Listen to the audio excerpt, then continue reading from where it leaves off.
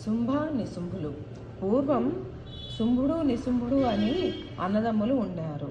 ఆ రాక్షస సోదరులిద్దరూ మంచి బలవంతులు, రూపవంతులు, వయసులో ఉన్నారు. పాతాళం నుంచి భూలోకం వచ్చి బ్రహ్మ గురించి ఘోరమైన తపస్సు చేశారు. మగాడెవడూ తమని చంపలేనట్లుగా మహిషాసురుడిలాగానే వరం కోరుకున్నారు. ఆ వరం కాస్త ఇచ్చేసి బ్రహ్మ తన లోకం వెళ్ళిపోయాడు. రాక్షసులిద్దరూ పాతాళం చేరారు. వారిలో పెద్దవాడైన శుంభుడు రాజయ్యాడు. ఎంతోమంది రాక్షస వీరులు శుంభుడి నాయకత్వాన్ని అంగీకరిస్తూ అతనితో చేరిపోయారు. చండు, ముండు అనే ఇద్దరు మహావీరులు సేనాధిపతులయ్యారు. ఉగ్రయోధుడైన ధూమ్రలోచనుడు సైన్యంతో సహా వచ్చి శుంభుడితో కలిశాడు. 2 అక్షౌహిణుల సేనతో వచ్చి వారిని చేరారు. రక్తబీజుడు. ఈ రక్తబీజుడి రక్తం ఎన్ని చుక్కలు నేలపడితే అంతమంది వీరులు అతనంతటి వారే పుట్టుకొని వస్తారు. అందువల్ల ఎవరూ అతన్ని చంపలేకపోతున్నారు. అలా చతురంగ బలాలు సమకూర్చుకుని ముల్లోకాలని జయించేశారు. స్వర్గసింహాసనంపై కూర్చుని శుంభుడు 1000 ఏళ్లు ఏలాడు. శుంభనిశుంభుల దెబ్బకి రాజ్యభ్రష్టులైన దేవతలు గురువైన బృహస్పతిని చేరారు. శత్రువుల్ని నాశనం చేసే అభిచార కార్యక్రమం చేయమన్నారు. బృహస్పతి నవ్వాడు. వేదమంత్రాలన్నీ దైవాధీనాలు. మంత్రదేవతలైన మీరే కష్టాల్లో ఉంటే మంత్రాలేం చేస్తాయి? మహిషాసుర సంహారం తర్వాత మహాలక్ష్మిని స్తోత్రం చేశాం. అప్పుడు ఆమె ప్రసన్నమై మనకి ఏ ఆపద వచ్చినా తనని స్మరించమని ఆదేశించింది. కాబట్టి మనం హిమాలయాలకు వెళ్ళి ఆ భగవతిని స్మరిద్దామన్నాడు. అందరూ హిమాలయం చేరారు. భువనేశ్వరిని ప్రార్థించారు. అమ్మ, శుంభనిశుంభుల దెబ్బ తట్టుకోలేకుండా ఉన్నాము. మగపురుగు కూడా వారిని చంపకుండా వరం పొంది ఉన్నాడు. వాళ్ళు రక్తబీజ, ధూమ్రలోచన అతి క్లిష్టవీరులు, చండు, ముండు అనే ప్రచండులైన సేనాధిపతులతో మమ్మల్ని, లోకాల్ని పీడిస్తున్నారు. వాళ్ళు నీ పాదాలనే నమ్ముకున్నాము, నువ్వే కాపాడాలి అని మొరపెట్టారు దేవతలు. తక్షణమే ఆ తల్లి తనలోంచి మరో అంబికను సృష్టించింది. ఆమె పేరు కౌశికి. నల్లగా ఉండటం వల్ల ఆమెనే కాళిక అని కూడా అంటారు. ఆ రాక్షసుల సంగతి నేను చూసుకుంటాను, మీరు వెళ్ళి మీ పనులలో లగ్నం కండి అని ఆదేశించింది. కౌశికితో కలిసి శుంభనిశుంభుల రాజధానికి బయలుదేరింది. నగరం వెలుపల ఒక వనంలో కౌశికను చెంత కూర్చోబెట్టుకుని లోక సమ్మోహనకరమైన గానం ఆలపించసాగింది. అదే సమయంలో అటుగా వచ్చిన చండు, ముండు ఆమెను చూశారు. ఆశ్చర్యపోయారు. గబగబా శుంభుడి దగ్గరకు వెళ్ళి ఆమెను గురించి చెప్పారు. ఆమె నీకు భార్య, తగిన పిల్ల, వెంటనే ప్రయత్నించు అన్నారు. వాళ్ళు చెప్పింది విన్న శుంభుడు సంబరపడ్డాడు. సుగ్రీవుడనే చతురభాషిని తన రాయబారిగా అంబిక వద్దకు పంపాడు. శుంభుడిని పొగిడాడు సుగ్రీవుడు. అతన్నే పెళ్లి చేసుకోమన్నాడు. అమ్మవారికి భర్తగా అతడే లాయకి అన్నాడు. ముసిముసి నవ్వులు నవ్వుతోంది శ్రీదేవి. సుగ్రీవుడి రాయబారం అయిపోగానే, చూడు దూత, మీ రాజుల గురించి వినే ఇలా వచ్చాను. అందగాళ్ళు, బలవంతులు, 32 మంచి లక్షణాలు ఉన్న వాళ్ళని వినే ఏరి కోరి ఈ నగరికి వచ్చాను. మీ రాజును పెళ్ళాడడానికి నాకేం అభ్యంతరం లేదు, కానీ ఒక చిన్న ఆటంకం ఉంది. ఏంటంటే, చిన్నప్పుడు బాల్య చాపల్యం వల్ల చెలులతో ఆడుకుంటూ ఓ బుల్లి ప్రతిజ్ఞ చేశాను. ఎవరైతే నన్ను యుద్ధంలో గెలుస్తాడో వాణ్ణే పెళ్ళాడతాను అని. అందువల్ల మీ శుంభు రాజుకి వాడే వస్తాడో, ఆయన తమ్ముడు నిశుంభుడే వస్తాడో వచ్చి నాతో యుద్ధం చేయమను. నన్ను గెలిస్తే వారిని కట్టుకోవడానికి ఏమీ అభ్యంతరం లేదు. నువ్వు తొందరగా వెళ్ళి ఈ విషయం మీ దొరికి ఏకాంతంలో చెప్పు అంది జగదీశ్వరి. వెర్రిమొహం వేశాడు సుగ్రీవుడు. ఏమిటి నువ్వు మాట్లాడేది? చిన్నప్పుడేదో అలాంటి ప్రతిజ్ఞలు చేసుకోవడం సహజమే. అందున ఆడదాని కనుక అతిశయము, చాపల్యము ఉండటము సహజమే. శుంభ మహారాజ్ అంటే ఏమైనా అల్లాటప్ప వాడనుకుంటున్నావా? అబ్బో, ఆయన బలం నీ వెరుగువు. దేవదానవ మానవ గణాల్లో ఆయనతో పోరాడే వాళ్ళు ఎవరూ లేరు. నా మాట విను. పెళ్లికి వధూవరుల మోహం ముఖ్యం కానీ కండబలం కాదు. నువ్వు మన్మథ యుద్ధానికే బాగా పనికొస్తావు. రతి సుఖమో రణం సుఖమో ఆలోచించు అన్నాడు. నిజమే, కానీ ప్రతిజ్ఞ తప్పలేనయ్యా. నీకెందుకు? వెళ్ళి నా మాటగా చెప్పు. ముందు నన్ను గెలిచి తర్వాత పెళ్ళాడమను. అలా కాదు అంటే దాన ధర్మాలు అన్నీ చేసే అలవాటు కదా మీ రాజుకి. యుద్ధాన్ని దానం చేయమని నాకు. త్వరగా వెళ్ళాలి నువ్వు. అసలు నేను వచ్చిందే యుద్ధం కోసం అని కూడా చెప్పు అంది లోకపావని. తెల్లమొహం వేసుకొని వెళ్ళిపోయాడు సుగ్రీవుడు. అమ్మ పలికిన పలుకులన్నీ శుంభుడికి చెప్పాడు. నిశుంభుడి సలహాపై శుంభుడు ధూమ్రాలోచనుడిని పిలిచాడు. నువ్వు వెంటనే వెళ్ళి ఆ పిల్ల సంగతి చూడు, మహా గీరగా ఉన్నట్టుంది, అది వదిలించి దాన్ని ఈడ్చుకొని ఇక్కడికి రా అని ఆజ్ఞాపించాడు. 60,000 సేనతో వెళ్ళాడు ధూమ్రలోచనుడు. రతిని మించిన సుఖం లేదని శుంభుణ్ణి కట్టుకుని సుఖపడమని చెప్పాడు. తను తీసుకెళ్తాను అన్నాడు. కౌశికి నవ్వింది. మీ రాజు యుద్ధానికి పంపాడు నిన్ను, నువ్వేమో పిచ్చికూతలు కూస్తున్నావు. నువ్వు వీరుడిలా లేవు, విదూషకుడిలా ఉన్నావు. మా అంబ సింహం, నీ రాజు నక్క, అతన్ని చేసుకోవడం ఏమిటి, వెళ్ళు అంది. ఆమె ఈసడింపు ధూమ్రలోచనుడు కోపించాడు. ఊసే కాళీ, నిన్ను చంపేసి ఆ పిల్లని లాకపోతాను చూసుకో అన్నాడు. యుద్ధం ఆరంభమైంది. కాళిక తన పరాక్రమంతో ధూమ్రలోచనుడి 2 రథాల్ని నాశనం చేసేసింది. ఉడికిపోయిన రాక్షసుడు పెద్ద గుడ్డియతో ఆమెపైకి లంఘించబోయాడు. కాళిక ఒక్కసారి హూంకరించింది. అంతే, ఆ హూంకరింపులో ధూమ్రలోచనుడు భస్మమైపోయాడు. తక్కిన రాక్షస సేనని చావబాది వదిలింది కాళిక. పారిపోయేవాళ్లు పారిపోగా ఆ చచ్చిన వారి శవాలకు దూరంగా మరో స్థలానికి వెళ్ళి తన శంఖాన్ని పూరించింది. ఆ శంఖారావం శుంభుడి చెవిన పడింది. ఏమిటా అనుకునే లోపులే క్షతగాత్రులైన సిపాయిలు వచ్చి ధూమ్రకేతుడి మరణ వార్త వినిపించారు. అది వింటూనే తనే యుద్ధానికి వెడతానన్నాడు నిశుంభుడు. శుంభుడు వారించాడు. నీ దాకా ఎందుకు, మన చెండుణ్ణి ముందుణ్ణి పంపిద్దాం, వాళ్ళు చాలు ఆ కాళీ పని పట్టడానికి అన్నాడు. చండు ముండు సైన్య సమేతంగా యుద్ధానికి తరలి వెళ్ళారు. చండముండులకు చండికకు ఘోరమైన యుద్ధం జరిగింది. చండిక నేత్రాలు అరటి పువ్వుల్లా ఎర్రబడ్డాయి. భృగుటి ముడిసేసింది. ఆమె భృగుటిలో నుంచి కాలకాళి పుట్టింది. పులితోలు కట్టుకొని ఉంది. ఏనుగుతోలు బయటగా వేసుకుని ఉంది. ఆమె చేతిలో ఖట్వాంగం అనే ఆయుధం ఉంది. ఆవిర్భవిస్తూనే రణరంగంలో విజృంభించేసింది కాలకాళి. రాక్షస సేనల్లో పెద్ద తలకాయల్ని తీసేసింది. 10 మంది సైనికుల్ని గుప్పెలతో తీసుకుని నమిలేసింది. అంబారీలతోటి పైనున్న వీరులతోటి సహా ఏనుగుల్ని ఎముక మిగలకుండా కరకరా నమిలి మిరింగేసింది.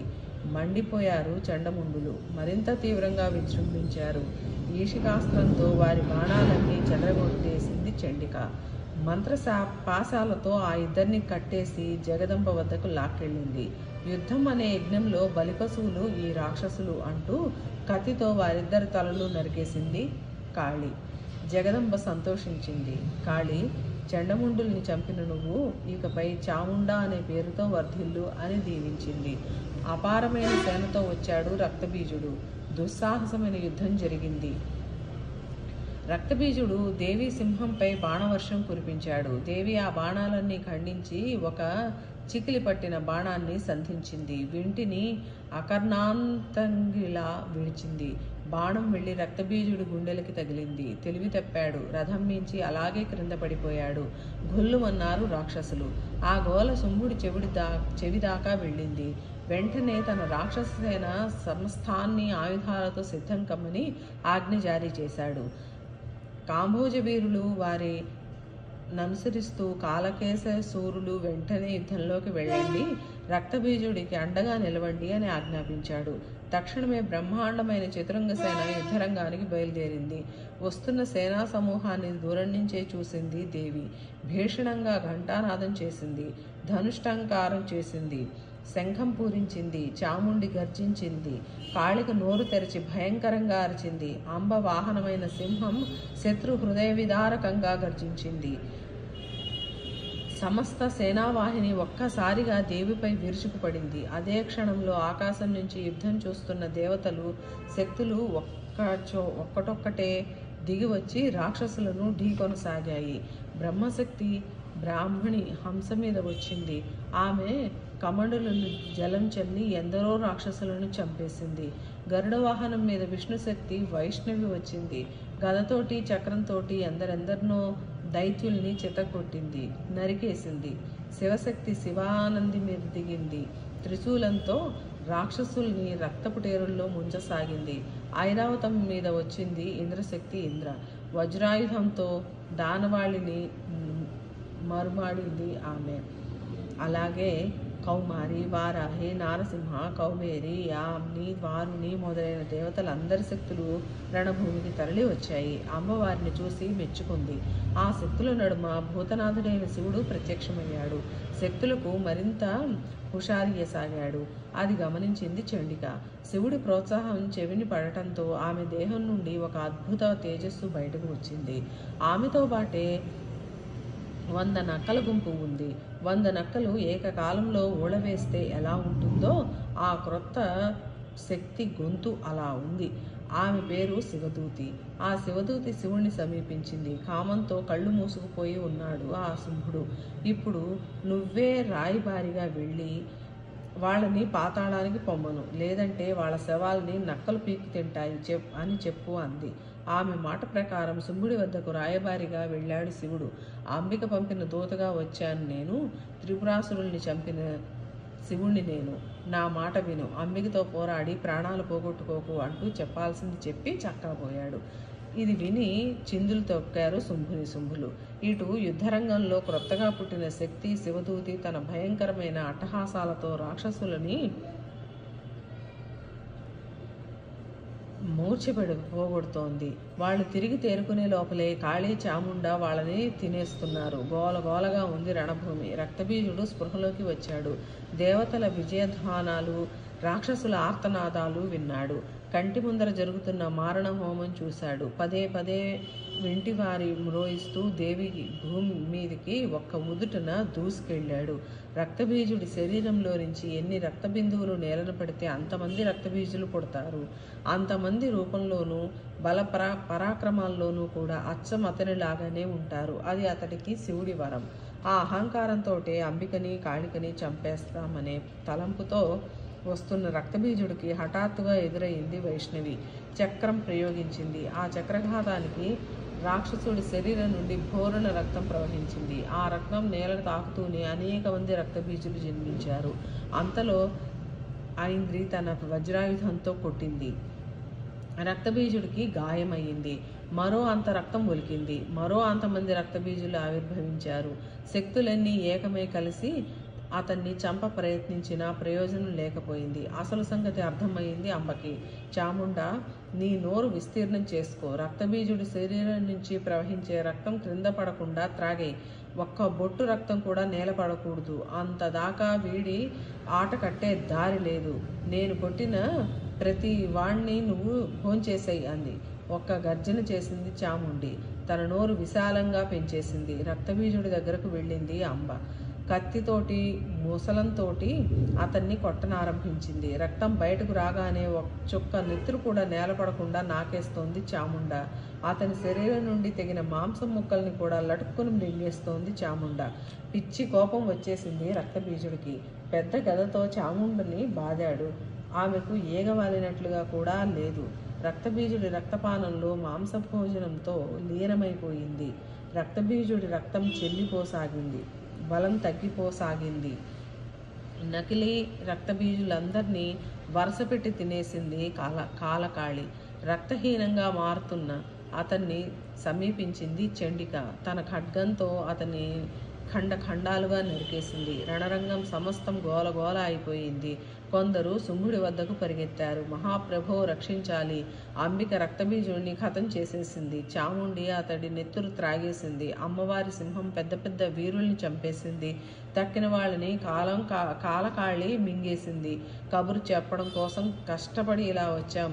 ఇంకా మనం వచ్చే లోపులో పాతాళాన్ని వెళ్ళిపోదాం పదండి అన్నారు కాందిశీకులు. కస్సుమన్నాడు శుంభులు. తక్షణమే శుంభుడు తన అపార సేనతో అంబపై యుద్ధానికి తరలి వెళ్ళాడు. తమ్ముడిలా వెళ్ళగానే శుంభుడు కూడా తనకు ధీటైన సైన్యంతో బయలుదేరాడు. దూరంలోనే నిలబడిపోయిన యుద్ధ వార్తలు వింటూ ఆ యుద్ధానికి ఆనందపడుతున్నాడు. నిశుంభుడి సైన్యాన్ని ఉద్దేశించి అంబిక, మీలో ఎవడైనా ప్రాణాల మీద తీపి ఉన్నవాళ్ళు ఉంటే పాతాళానికి పారిపోండి. పారిపోయే వాళ్ళని ఏమీ చెయ్యను. మీకు అభయం ఇస్తున్నాను. ధైర్యంగా పారిపోండి, లేదంటే చచ్చిపోతారు. ఆమె హెచ్చరిక వింటూనే మండిపడ్డాడు నిశుంభుడు. కత్తి డాలు పట్టుకుని ఆమె మీదకు దూకాడు. సింహం తల మీద కత్తెతో మోదాడు. ఆమె అదే కత్తి దేవిపై ప్రహరించాడు. గదతో అతని ఖడ్గాన్ని ఆపింది అంబ.